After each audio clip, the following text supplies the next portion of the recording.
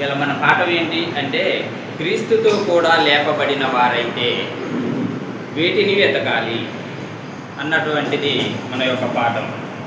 కాబట్టి ప్రియమైనటువంటి సహోదరి సహోదరులారా, మనిషి తన యొక్క జీవితంలో అతడు ఏమి ఎదుగుతున్నాడో మరి అదే నిర్ణయిస్తుంది అన్నటువంటి విషయాన్ని మనం జ్ఞాపకం చేసుకోవాల్సినటువంటి అవసరం ఉంది.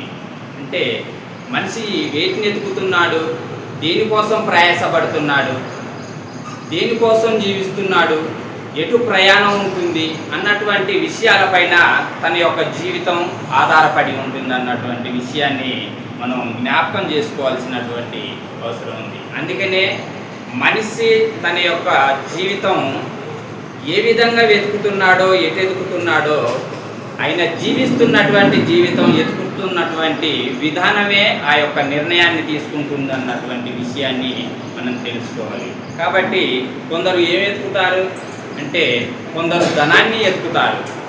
అంటే ధనం మనిషికి అవసరమా అంటే అవసరమే. కానీ ఈరోజు మనిషి ఏ విధంగా జీవిస్తున్నాడంటే మనం జీవించడానికి ధనం అవసరమే, కానీ ధనం కోసమే జీవిస్తున్నాము అన్నట్టుగా ఆ విధంగా తయారు అయ్యి జీవిస్తున్నాడు మనిషి. కానీ కారణం ఏంటి అంటే తన యొక్క ఆలోచన, తన యొక్క లగ్జరీ కోసం, ఇలాంటి విధానాల కోసం కొందరు ధనాన్ని ఎదుగుతున్నారు. మరి అదేవిధంగా మరికొందరు మరి పేరు, మంచి గౌరవం, మంచి ప్రతిష్ట, ఇలాంటి విషయాల కోసం మరి వెతుకుతున్నారు.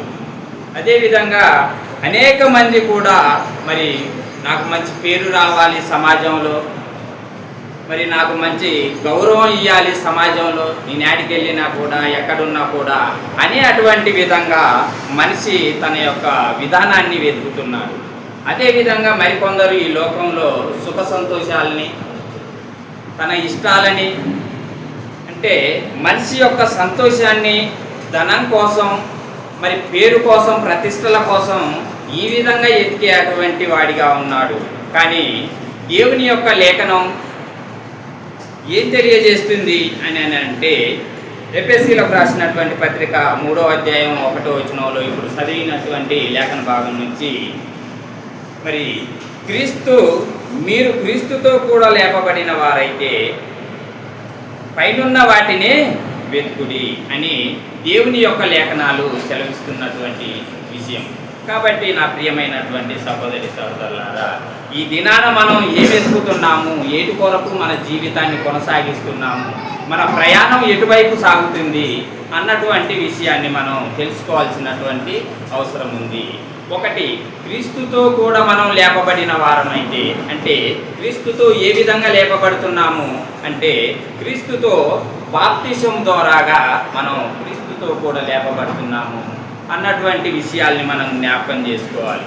ఆయనతో కలిసి లేపబడినటువంటి క్రైస్తవుని యొక్క దృష్టి దేనిపై ఉండాల్సినటువంటి అవసరం ఉంది అంటే మనిషి క్రీస్తు ప్రభువుతో మనం తిరిగి లేచినటువంటి వారమైతే, ఆయనతో కలిసి ఉన్నటువంటి వారమైతే, కలిసి జీవించే అటువంటి వారమైతే మన యొక్క దృష్టికోణం ఏటిపై ఉండాలి అంటే ఈ భూమి సంబంధమైనటువంటి వాటి మీదనా కాదు.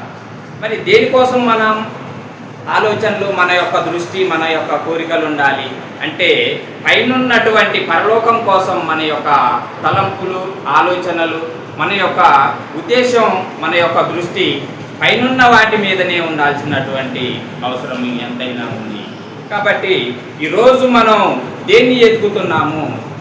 ఈ భూ సంబంధమైన వాటి మీద ఎదుగుతున్నామా, పర సంబంధమైనటువంటి వాటిని ఎదుగుతున్నామా అన్నటువంటి విషయాన్ని మనం సరిచూసుకోవాల్సినటువంటి అవసరం ఉంది. అదేవిధంగా మన ఆలోచనలు ఏ విధంగా ఉన్నాయి, మన యొక్క కోరికలు ఏ విధంగా ఉన్నాయి, మన విధి విధానం ఏ విధంగా ఉంది, ఎటు నడుస్తున్నాము, దేనికోసం నడుస్తున్నాము అనే ఒక స్పృహలో మనం జీవించాల్సినటువంటి అవసరం ఉంది.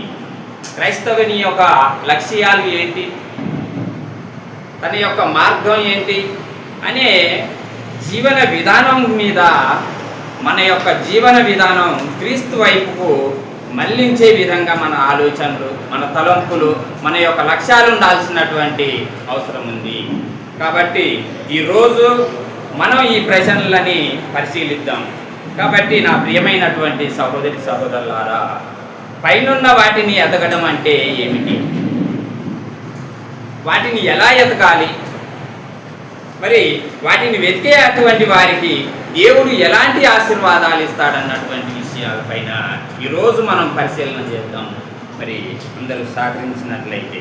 కాబట్టి మనం క్రీస్తుతో కూడా లేపబడిన వారమని ఏం చేయాలి? గుర్తుంచుకోవాల్సినటువంటి అవసరం ఉంది. ఇప్పుడు చదివినటువంటి లేఖన భాగం కొలసీలకు రాసినటువంటి పత్రిక 3వ అధ్యాయము 1వ వచనంలో చూసుకున్నట్లయితే, మీరు క్రీస్తుతో కూడా లేపబడిన వారైతే పైనున్న వాటినే వెతుకుడి, అక్కడ క్రీస్తు దేవుని కుడిపరవశమున కూర్చుని ఉన్నాడు. అంటే మనం వేటిని ఎతకాలి? ఒక క్రైస్తవుడు, క్రీస్తు ద్వారాగా బాప్తిసం పొందినటువంటి వ్యక్తి, క్రైస్తవుడు అని పిలువబడుతున్నటువంటి వ్యక్తి మరి ఈ భూ సంబంధమైనటువంటి వాటిని ఎతకాలా, పైనున్నటువంటి వాటిని ఎతకాలా అనే విధానాన్ని మనం తెలుసుకోవాల్సినటువంటి అవసరం ఉంది. అదేవిధంగా మరొక వచనం రోమీలకు రాసినటువంటి పత్రిక 6వ అధ్యాయము ఏమి వివరిస్తుందో ఒకసారి చూసినట్లయితే, 6వ అధ్యాయము 4వ వచనం నుంచి చూసుకున్నట్లయితే, కాబట్టి తండ్రి మహిమ వలన క్రీస్తు మృతులలో నుండి ఎలాగూ లేపబడెనో, ఎవరి వలన? తండ్రి యొక్క మహిమ వలన క్రీస్తు ఎలాగ లేపబడెనో, మరి ఆయన యొక్క ఉనికిలో పునరుత్థానంలో మనం కూడా ఉన్నటువంటి వారం కాబట్టి మనం కూడా అదే విధంగా లేపబడతాం అన్నటువంటి విషయాల్ని ఇక్కడ తెలియజేస్తున్నాడు. అదేవిధంగా మనం 4వ వచనం మరొకసారి చదువుకున్నట్లయితే, కాబట్టి తండ్రి మహిమ వలన క్రీస్తు మృతుల్లో నుండి ఎలాగూ లేపబడెనో, అలాగే మనమును నూతన జీవము పొందిన వారమై నడుచుకొనున్నట్లు. మనం ఎలా నడుచుకోవాలని దేవుడు కోరుకుంటున్నాడు అంటే, తన యొక్క కుమారుని యొక్క ఏ విధంగా మృతుల్లో నుండి లేపాడో మనం కూడా అదే విధంగా లేపబడి మరి నూతన జీవం పొందుకొని మరి ఆయన యొక్క అడుగుజాడలందు నిత్య జీవం అంటే నూతన జీవం పొందినట్లుగా మనని దేవుడు చేయాలని కోరుకుంటున్నాడు అన్నటువంటి విషయం మనం జ్ఞాపకం చేసుకోవాల్సినటువంటి అవసరం ఉంది. అదేవిధంగా మనం నూతన జీవం పొందిన వారమై నడుచుకున్నట్లు మనము బాప్తిసము వలన మరణములో పాల్పొందుటకై ఆయనతో కూడా పాతిపెట్టబడితిమి, మరియు ఆయన మరణం యొక్క సాదృశ్యమందు ఆయనతో ఐక్యము గలవారమైన ఎడల ఆయన పునరుద్ధానం యొక్క సాదృశ్యమందును ఆయనతో ఐక్యము గలవారమై ఉండుము. అంటే ఈ యొక్క విషయాలు మనం ఏం చూస్తున్నాం ఇక్కడ అని అంటే, బాప్తిసం ద్వారాగా మన యొక్క పాత జీవితాన్ని సమాధి చేయబడి ఉంచాల్సినటువంటి అవసరం ఉంది. మన యొక్క కోరికలు, మన యొక్క ఆలోచనలు ప్రతిదీ కూడా మరి బాప్తిసానికి ముందు ఏ విధంగానైతే జీవించామో అలాంటి జీవితంతో జీవించక మరి బాప్తిసం ద్వారాగా పాత జీవితాన్ని మనం వదిలించుకొని ఒక నూతనమైనటువంటి జీవితాన్ని ఇప్పుడు ప్రారంభించి ఉన్నాం అన్నటువంటి విషయం జ్ఞాపకం చేసుకోవాల్సినటువంటి అవసరం ఉంది. కాబట్టి ఇప్పుడు కొత్త జీవితం జీవిస్తున్నటువంటి మనము ఏ విధంగా జీవించాలి, దేని కొరకు జీవించాలి, మన ఆలోచనలు దేనిపై ఉండాలి అని అంటే, పరలోకమైనటువంటి పౌరులము ఇప్పుడు అంటే బాప్తిసం ద్వారాగా నూతనంగా జన్మించినటువంటి మనము పరలోక పౌరులముగా మనం తీర్చబడి ఉన్నాం. కాబట్టి పరలోక సంబంధమైనటువంటి విధంగా మనం జీవించాల్సినటువంటి అవసరం ఉంది. కాబట్టి అందుకనే ఇక్కడ మరొకసారి 4-5 వచనాలు చూసుకున్నట్లయితే, కాబట్టి తండ్రి మహిమ వలన క్రీస్తు మృతులలో నుండి ఎలాగూ లేపబడెనో అలాగే మనమును నూతన జీవము పొందిన వారమై నడుచుకొనున్నట్లు మనము బాప్తిసము వలన మరణములో పాల్పొందుటకై ఆయనతో కూడా పాతిపెట్టబట్టిమి. మన యొక్క పాత ఆలోచనలు, పాత కోరికలు కూడా ప్రతిదీ కూడా ఆయన ఏ విధంగా సమాధి చేయబడ్డాడో మనం కూడా అదే విధంగా మన యొక్క పాత జీవితాన్ని, ప్రాచీనటువంటి జీవితాన్ని పాతిపెట్టబడి మరలా తిరిగి నూతన జీవితాన్ని మనం పొందుకొని పరలోకమంత సంబంధమైనటువంటి పౌరులంగా మనం తీర్చబడాల్సినటువంటి అవసరం ఎంతైనా ఉంది. కాబట్టి ఈరోజు మనం గమనిస్తున్నటువంటి విషయాలు ఏంటంటే, క్రీస్తుతో కూడా లేపబడిన వారైతే మనం ఏటిని ఎతకాలి అంటే పైనున్న వాటిని ఎతకాల్సినటువంటి అవసరం ఉంది. మరి అదేవిధంగా మనం పరలోక సంబంధమైనటువంటి పౌరులం కాబట్టి మనం ఏ జ్ఞానాన్ని ఎతకాలి? భూ సంబంధమైనటువంటి జ్ఞానాన్ని ఎతకాలా? పర సంబంధమైనటువంటి జ్ఞానాన్ని ఎతకాలా? పైనుండి వచ్చే అటువంటి జ్ఞానాన్ని వెతకాల్సినటువంటి అవసరం ఉంది. యాకోబు రాసినటువంటి పత్రిక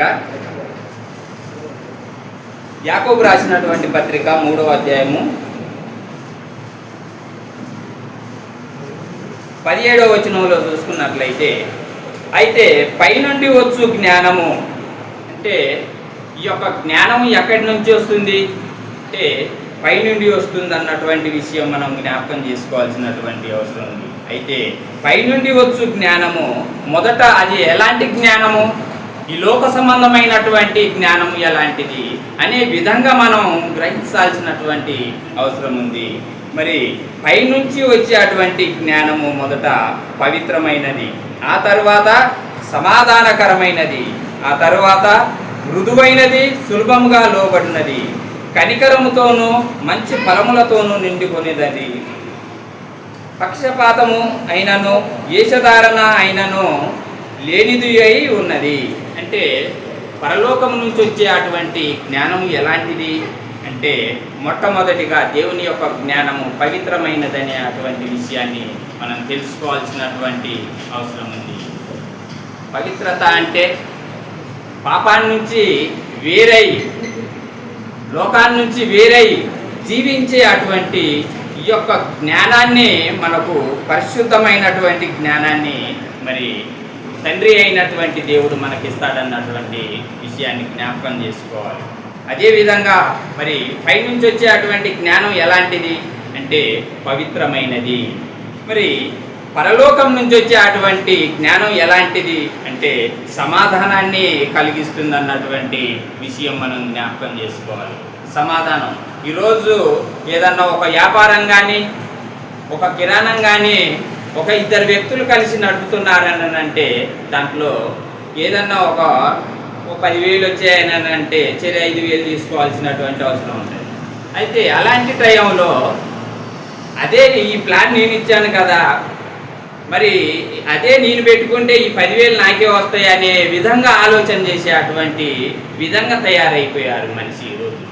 అంటే సమాధానం లేదు, దాన్ని కూడా మనమే పొందుకోవాలనే అటువంటి లోక జ్ఞానం. అంటే ఈ యొక్క జ్ఞానం ఎలాంటిది అంటే ఒక స్నేహితుల మధ్య ఉన్నటువంటి బంధాన్ని తెంపుతునే అటువంటి జ్ఞానం ఈ లోక జ్ఞానం. ఒక కుటుంబాన్ని విడదీసే అటువంటిది ఈ యొక్క లోక జ్ఞానం. మరి బంధుత్వాలను తెంచేదే ఈ యొక్క లోక జ్ఞానం. మరి పైనుంచే వచ్చే అటువంటి ఆ యొక్క జ్ఞానం ఎలాంటిది అంటే పవిత్రమైనది, సమాధానకరమైనది అన్నటువంటి విషయం మనం జ్ఞాపకం చేసుకోవాలి. మరి పైనుంచి వచ్చే అటువంటి జ్ఞానం ఇంకేం కలుగజేస్తుంది అంటే కనికరాన్ని కలుగజేస్తుంది అన్నటువంటి విషయం మనం జ్ఞాపకం ఉంచుకోవాలి.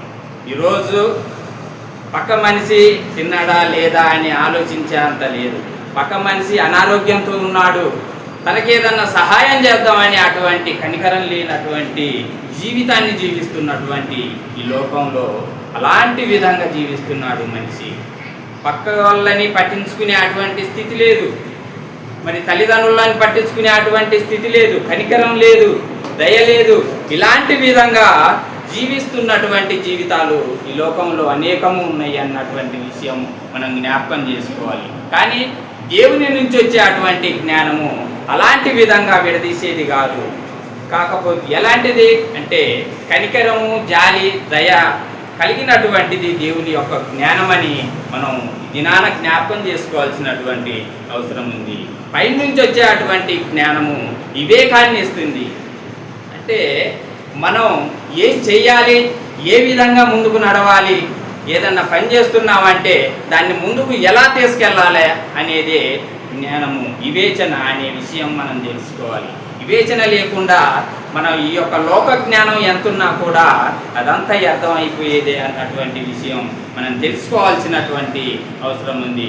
అదేవిధంగా దేవుడిచ్చే అటువంటి వివేకాన్ని ముందు ఏం చేయాలి అనే దాన్ని గ్రహించి ఆ యొక్క ప్రమాదాన్ని నుంచి తప్పించే విధంగా ఆ యొక్క దేవుని యొక్క జ్ఞానం, వివేచన మనకు ఉండాల్సినటువంటి అవసరం ఉంది. కాబట్టి నా ప్రియమైనటువంటి సహోదరి సహోదరులారా, ఈరోజు మనం ఏం గమనిస్తున్నామంటే క్రీస్తుతో కూడా లేపబడిన వారమైతే మనం వేటిని ఎతకాలి, ఎక్కడ ఎతకాలి అంటే ఈ భూమి మీదన అంటే కాదు, పరసంబంధమైనటువంటి విషయాలు, పరసంబంధమైనటువంటి జీవితాన్ని మనం జీవించుట కొరకు ఎతకాల్సినటువంటి అవసరం ఉంది. కాబట్టి ఈరోజు నిజమైన జ్ఞానం ఈ భూమిలో ఉందా అని అంటే యోబు గ్రంథం ఏం చెప్తుందో ఒకసారి చూద్దాం. యోబు గ్రంథానికి ఒకసారి తిప్పుకున్నట్లయితే యోబు గ్రంథం 28వ అధ్యాయము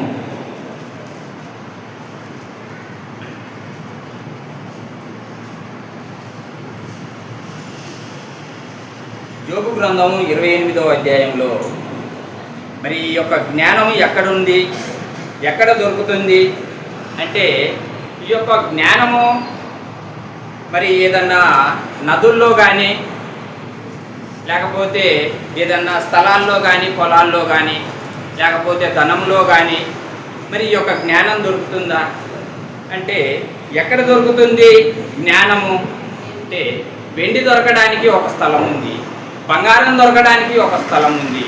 ప్రతిదీ కూడా ఏదైనా మెటీరియల్ కావాలంటే దానికి దాని యొక్క స్థావరాలు, స్థలాలు ఉన్నాయి. అంటే ఈ యొక్క డ్రెస్ దొరకాలని అంటే దీనికి ఒక మరి స్థలం ఉంది, ఆ స్థలానికి వెళ్ళే తీసుకోవాల్సినటువంటి అవసరం ఉంది. అదేవిధంగా మరి ఈ ఒక వెండి దొరకాలంటే స్థలం ఉంది, ఒక మరి బంగారం దొరకాలంటే స్థలం ఉంది, కానీ జ్ఞానం దొరకాలంటే ఏదన్నా స్థలం ఉందేమో చూసుకున్నట్లయితే యోబు రాసినటువంటి గ్రంథము 28వ అధ్యాయము 14వ వచనంలో ఒకసారి చూసుకున్నట్లయితే యోబు రాసిన గ్రంథము 28వ అధ్యాయం 14వ వచనంలో అగాధము అది నాలో లేదనును. అగాధములో అడిగితే అదేమంటుందంట, అది నాలో లేదనును.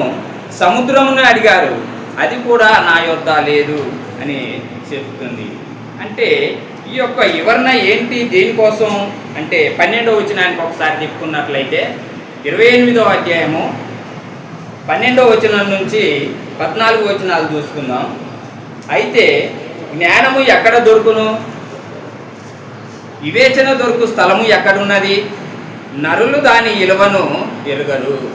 అంటే జ్ఞానం దొరికే అటువంటి స్థలం ఎక్కడుంది, దాని రంగు ఏ విధంగా ఉంది, దానికి నరుడు ఎలా కట్టగలడా, జ్ఞానానికి కట్టలేడు.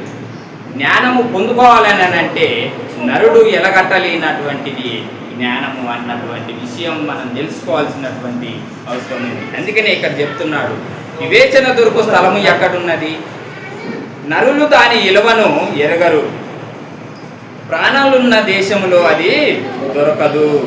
అంటే ఈ యొక్క ప్రాణులున్నటువంటి ఈ దేశంలో అది దొరుకుతుంది ఆ జ్ఞానము అంటే దొరకదు. అదేవిధంగా అగాధము అది నాలో లేదనును, సముద్రము అది నాలో లేదనును. అదేవిధంగా మరి ఈ యొక్క జ్ఞానము ఎక్కడ దొరుకుతుంది అన్నటువంటి విషయాన్ని మనం చూసుకున్నట్లయితే 20వ వచనం 21వ వచనం చూసుకున్నట్లయితే యోబు గ్రంథము 28వ అధ్యాయము 20వ వచనం 21వ వచనం చూసుకున్నట్లయితే అట్లయిన జ్ఞానము ఎక్కడ నుండి వచ్చును, వివేచన దొరుకు స్థలము ఎక్కడ ఉన్నది అంటే అది సజీవులందరి కన్నులకు మరుగై ఉన్నది, ఆ పక్షులకు మరుగు చేయబడి ఉన్నది. ఈ జ్ఞానం ఏం చేయబడి ఉన్నది అంటే మనుషులకు మరుగై ఉన్నది, పక్షులకు కూడా నాశనము మరుగు వరకు ఆకాశ పక్షులకు కూడా మరుగు చేయబడి ఉన్నదన్నటువంటి విషయాన్ని మనం తెలుసుకోవాల్సినటువంటి అవసరం ఉంది.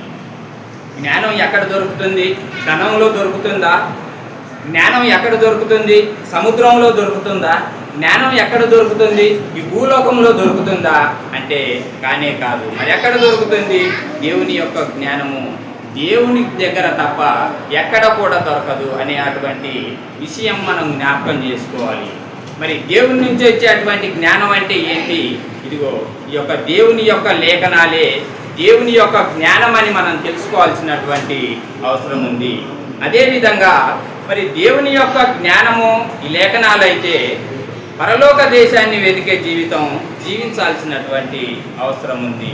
కాబట్టి ఎబ్రీయులకు రాసినటువంటి పత్రిక 11వ అధ్యాయం ఏం వివరిస్తుందో చూసుకున్నట్లయితే, ఎబ్రీయులకు రాసినటువంటి పత్రిక 11వ అధ్యాయము 14వ వచనంలో చూసుకున్నట్లయితే, ఇలాగూ చెప్పువారు తమ స్వదేశమును ఎదుగుచున్నామని విచితపరచుతున్నారు కదా. అంటే ఇది ఏంటి అంటే 14వ వచనంలో 13వ వచనంలో చూసుకున్నట్లయితే, వీరందరూ వాగ్దాన ఫలము అనుభవించకపోయినను దూరము నుండి చూసి వందనము చేసి తాము ఈ భూమి మీద ఎలాంటి వారంట? పరదేశులమును యాత్రికులమై ఉన్నామని ఒప్పుకొని విశ్వాసము గలవారై మృతి పొందితిరి. అంటే ఇది పితరుల గురించి చెప్పబడుతున్నటువంటి విషయాలు. అంటే వాళ్ళు దేవుణ్ణి చూశారా అంటే చూడలేదు. మరి దేవుణ్ణి లేకపోయినా కూడా వారి యొక్క విశ్వాసం ద్వారాగా దేవుణ్ణి కనుగొన్నారన్నటువంటి విషయం మనం తెలుసుకోవాలి. వారు ఒక ఇలాంటి మాదిరి మనకు వాగ్దానం చేయబడినటువంటి వాగ్దాన ఫలమును వాళ్ళు విశ్వాసం ద్వారాగా చూసి వందనము చేసి వృత్తి పొందినట్లుగా మనం చూడగలుగుతాం. కాబట్టి అదేవిధంగా ఇప్పుడు చెప్పుకుంటున్నటువంటి విషయం ఏంటంటే, ఇలాగూ చెప్పుచూ వారు స్వదేశమును వెతుకుచున్నామని విచితపరుచుతున్నారు కారా. వారు ఏ దేశము నుండి వచ్చిరో ఆ దేశమును జ్ఞాపకం ఉంచుకున్న ఎడల మరలా వెళ్ళుటకు వారికి వీలు కలిగి ఉండును. మనం ఎక్కడి నుంచి వచ్చాము, మరలా తిరిగి ఎక్కడికి వెళ్తాము అని అటువంటి మనకు ఆ యొక్క ఆలోచన. ఇప్పుడు మన ఇంటి నుంచి ఇక్కడికి చర్చి బిల్డింగ్ దగ్గరికి వచ్చామని అంటే మన ఇల్లు ఎక్కడున్నదో మనకు జ్ఞాపకం ఉంది. కాబట్టి మరలా తిరిగి మన ఇంటికి మనం వెళ్ళగలుగుతాం. అదేవిధంగా మనం మన యొక్క ఇల్లు జ్ఞాపకం లేకపోతే మనం యాడికి వెళ్ళాలి, ఎక్కడికి వెళ్ళాలి అనే అటువంటి ఆలోచన మనకు ఉంటుందా అంటే ఉండదు. కాబట్టి ఈ యొక్క శరీరము ఎక్కడి నుంచి వచ్చింది, ఆత్మ దీంట్లో ఉంచినటువంటి దేవుడు ఎక్కడి నుంచి ఇచ్చాడు అన్న విషయాలు మనం చూసుకున్నట్లయితే, శరీరం ఎక్కడి నుంచి వచ్చిందంటే శరీరము నేలమన్నుతో తీయబడ్డది. కాబట్టి మరలా తిరిగి ఎక్కడికి చేరుతుంది? నేలకు చేరుతుంది. ఆత్మ దాన్ని దయచేసినటువంటి దేవుని వద్దకు చేరుతుంది. కాబట్టి మనం ఎక్కడి వారము అనే విషయాలపైన మన యొక్క ఆలోచన ఉంచాల్సినటువంటి అవసరం ఉంది. కాబట్టి ఈరోజు విశ్వాసులు ఈ లోకాన్ని శాశ్వత నివాసంగా భావించకూడదనే అటువంటి విషయాన్ని మనం తెలుసుకోవాలి. విశ్వాసులందరూ ఏం చేయాలి? ఈ లోకము శాశ్వతం కాదని మనం తెలుసుకోవాల్సినటువంటి అవసరం ఉంది. అలా విశ్వసించాలి. కాబట్టి పరలోక రాజ్యమే మన యొక్క లక్ష్యంగా ఉండాల్సినటువంటి అవసరం ఉందనే విషయం మనం తెలుసుకోవాల్సినటువంటి అవసరం ఉంది. మరి పరలోక రాజ్యమే మన యొక్క లక్ష్యమే అయితే మనం దేనిని ఎతకాలి అన్న విషయాలు మనం ఒకసారి జపన్య రాసినటువంటి గ్రంథము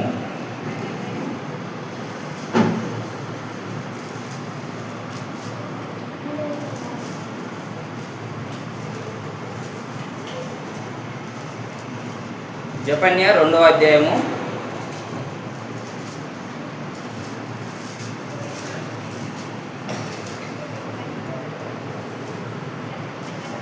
'దేనిని వెతకాలన్నటువంటి విషయాలు మనం చూస్తున్నాము. జపన్య 2వ అధ్యాయము 3వ వచనంలో చూసుకున్నట్లయితే, దేశములో స్వాత్వికులై ఆయన న్యాయ విధులను అనుసరించుచు సమస్త దీనులారా యెహోవాను ఎత్తుకుడి. మనం ఎవరిని ఎతకాల్సినటువంటి అవసరం ఉంది? దేవుడు ఎవరిని ఎతకాలని మనకు చెప్తున్నాడు అని అంటే యెహోవాని ఎతకాల్సినటువంటి అవసరం ఉంది. ఎందుకు ఎతకాలి యెహోవాని అనే ప్రశ్న మనం వేసుకోవాలి. దేని కొరకు ఎతకాలంటే వినయము గలవారమై నీతిని అనుసరించిన ఎడల ఒకవేళ ఆయన ఉగ్రత దినమున మీరు దాసపడుదురు. అంటే మనం ముందుగానే దేవుణ్ణి ఎతికి దేవుని యొక్క నీతిని ఎతికి అది అనుసరించి నడుచుకున్నట్లయితే దేవుని యొక్క ఉగ్రత నుంచి మనం తప్పించబడుతామనే విషయాన్ని ఇక్కడ వెల్లడి చేస్తున్నటువంటి విషయంగా మనం చూస్తున్నాం. దేవుణ్ణి ఎతకడం అంటే ఆయన చిత్తాన్ని చేయడము. దేవుణ్ణి ఎతకడం అంటే ఏంటి? అటు ఇటు పోయి ఎతికితే దొరుకుతుందా దేవుడు అంటే? అలా దొరికేటువంటి దేవుడు కాదు. ఆయన చిత్తాన్ని చేయడం, ఆయన ఆజ్ఞల్ని అనుసరించి నడుచుకోవడమే దేవుని యొక్క చిత్తాన్ని చేయడం. కాబట్టి నా ప్రియ సహోదరి సహోదరులారా, మనం దీనత్వము, నీతి, విధేయత కలిగినటువంటి జీవితాన్ని జీవించాల్సినటువంటి అవసరం ఉంది. కాబట్టి క్రీస్తుతో కూడా లేపబడిన వారమైతే వేటిని ఎతకాలి అని అన్న విషయానికి వచ్చినట్లయితే పైనున్న వాటిని ఎతకాల్సినటువంటి అవసరము ఎంతైనా ఉంది. కాబట్టి మరి పరలోక పౌరులంగా మనం పిలువబడుతున్నాం కాబట్టి ఏం చేయాల్సినటువంటి అవసరం ఉంది? పాపాన్ని విడిచి మన పరుగు ఎటు కొనసాగించాల్సినటువంటి అవసరం ఉంది అన్న విషయానికి వచ్చినట్లయితే ఎబ్రీలకు రాసినటువంటి పత్రిక 12వ అధ్యాయము 12వ అధ్యాయము 1-2 వచనాలు చూసుకున్నట్లయితే 2వ వచనం నుంచి చూసుకున్నట్లయితే మనము ప్రతి భారమును సులువుగా సిక్కులు పెట్టు పాపమును విడిచిపెట్టి ఏమి విడిచిపెట్టాలి? మనం పరలోక పౌరులమైతే పాపాన్ని విడిచిపెట్టి విశ్వాసమునకు కర్తయు దాన్ని కొనసాగించువాడునైనా యేసు వైపు చూసుచు మన ఎదుట ఉంచబడిన పందెము ఓపికతో పరిగెత్తుదుము. ఆయన మన ఎదుట ఉంచబడిన ఆనందము కొరకై అవమానమును నిర్లక్ష్యపెట్టి సిలువను సహించి దేవుని సింహాసనము యొక్క కుడిపర్వశమున ఆసీనుడై ఉన్నాడు. కాబట్టి మనం కూడా ఈరోజు ఏం చేయాలంటే పాపాన్ని విడిచిపెట్టాల్సినటువంటి అవసరం ఉంది. అవమానాలని నిర్లక్ష్యపెట్టి సిలువను సహించే అటువంటి స్థితిలోనికి మనం ఎదిగినప్పుడే ఆ పరసంబంధమైనటువంటి జీవితాన్ని జీవించగలుగుతాం. ఆయనతో వారసలంగా పరలోక రాజ్యంలో నిత్యం మనం ఆయనతో జీవిస్తామన్నటువంటి విషయాన్ని మనం జ్ఞాపకం చేసుకోవాలి. పాపం ఏం చేస్తుంది? అత్యధికమైనటువంటి అంటే ఆత్మీకమైనటువంటి పరుగుని ఆపేస్తుంది అన్నటువంటి విషయం జ్ఞాపకం చేసుకోవాలి. మనలో ఉన్నటువంటి పాపం ఆత్మీయమైనటువంటి పరుగును ఆపేస్తుంది అనే విషయం తెలుసుకోవాలి. ప్రతి ఆటంకాన్ని తొలగించి ఓర్పుతో సహనంతో క్రీస్తును అనుసరించి జీవించాల్సినటువంటి అవసరం ఉంది.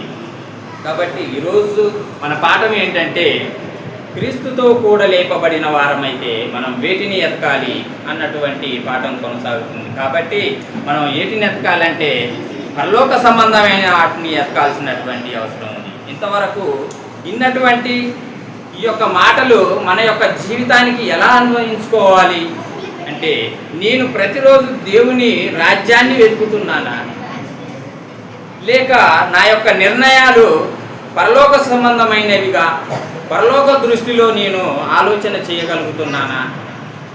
మరి నా యొక్క జ్ఞానం దేవుని వాక్యం నుండి వస్తుందా? నేను పాపాన్ని విడిచి క్రీస్తును అనుసరించి జీవిస్తున్నానా అన్నటువంటి విషయాల్ని మనం అన్వయించుకోవాల్సినటువంటి అవసరం ఉంది. ఏంటంటే ప్రతిరోజు దేవుని రాజ్యాన్ని ఎతికే అటువంటి వారంగా ఉండాలి. మన యొక్క నిర్ణయాలు పరలోక దృష్టిలో ఉన్నాయా లేదా అనే అటువంటి విషయాల్ని మనం తెలుసుకోవాలి.